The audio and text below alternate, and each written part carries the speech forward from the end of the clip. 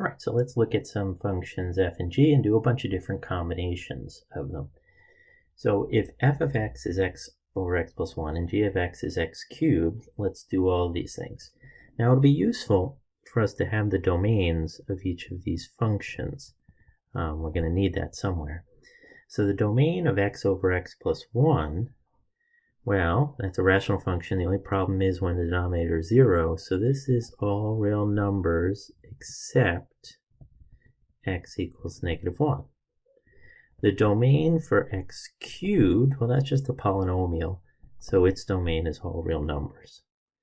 Okay, so f plus g of x.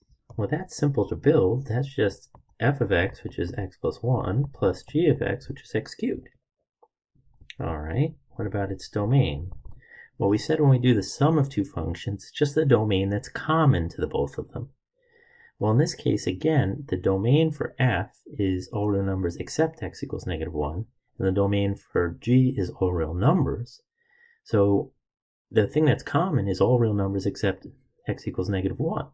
We can't use -1 because it can't go into f, so it can't go into the sum function. So all real numbers except x equals -1. All right, how about the product? All right, well, that's just x over x plus 1, which is f, times g, which is x cubed. So you get x to the 4th over x plus 1. Its domain? Well, again, we're just multiplying the two functions, so it's still just the common domain to both of these. So it's all real numbers except x equals -1.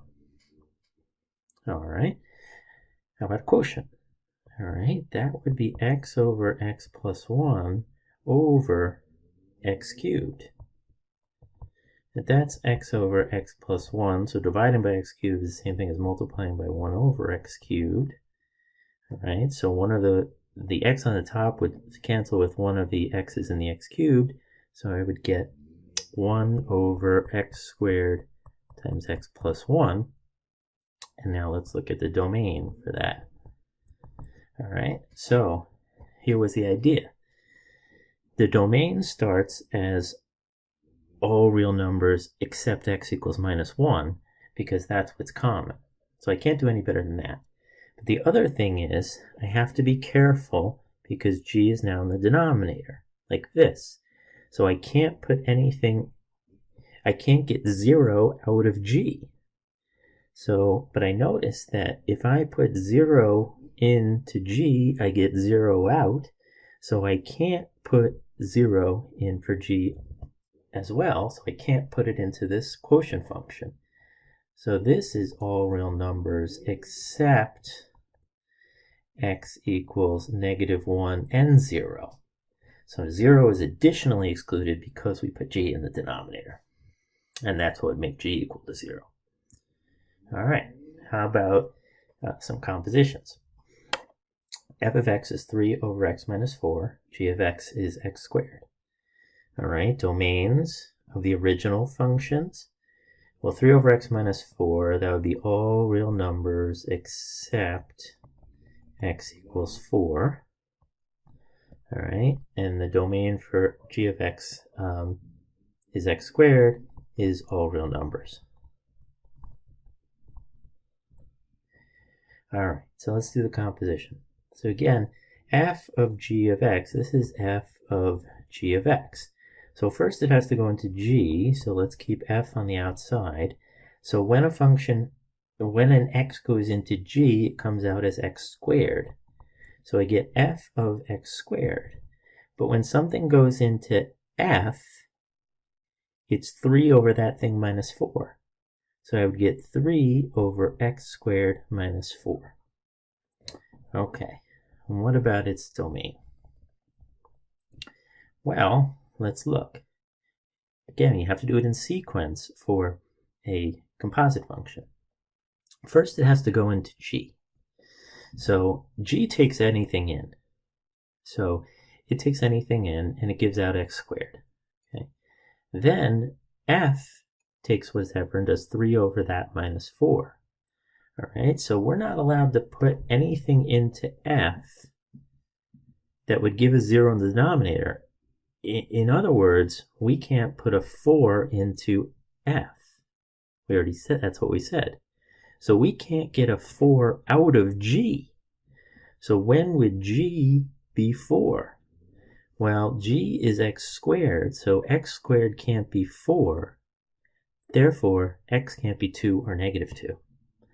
So it's all real numbers except x equals 2 or negative 2. All right, that seems a little strange, but again, this is a composite function.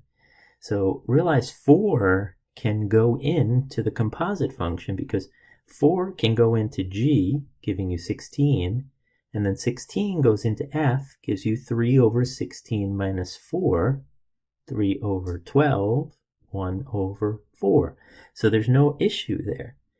It's not 4 that's the problem, it's 2 and negative 2 are the problem because they go into g, give you 4, which then can't go into f. All right, so what if we flip it around? G of f of x. So now g is on the outside. F, so x goes into f and gives you 3 over x minus 4. So then you take 3 over x minus 4, the result there, and you put it into g, but g squares everything. So this would be 3 over x minus 4 all squared, or in other words, 9 over x minus 4 squared. So let's look at the domain here. Well, it has to go into f first. So you're not allowed to use 4 because 4 can't go into f. And then when it comes out of f, it goes into g, but g takes everything. So the only restriction is you can't have 4. So all real numbers except x equals 4. All right. This is an interesting one. We're basically going to do it backwards. Let's say we have this function h of x as 2x plus 1 squared. What two functions could we have started with so that if we compose them, we would get this? Well, there's a lot of possible answers, but let's think about one. Basically, I have to look at this h function as two steps. Think about how it's being evaluated.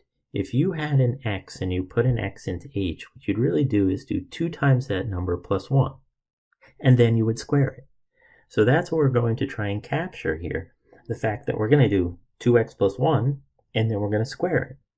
So the inside function, the g of x, because we're doing f of g of x, would be 2x plus 1. I would take my input x and I do 2x plus 1. And then what does the outside function do? It just squares it. So if the f of x function is just x squared, then when we do f of g of x, we would do f of 2x plus 1, and that would be take that and square it. And that's exactly what we wanted out of h of x. So now this is only one of many possible answers, because there's a lot of different ways that we could do the composition. In fact, another answer here, so let me just up here put another answer. Another answer could have simply been g is 2x plus 1 all squared, and f of x is x. Because if you put x into g, you'd get 2x plus 1 squared, and f just returns whatever you put into it, so that would also give me. So that's one of many possible answers there. Another one. All right, so those are different ways that we can combine functions. We can add them, subtract them, multiply them, divide them, and compose them. In other words, put one into another.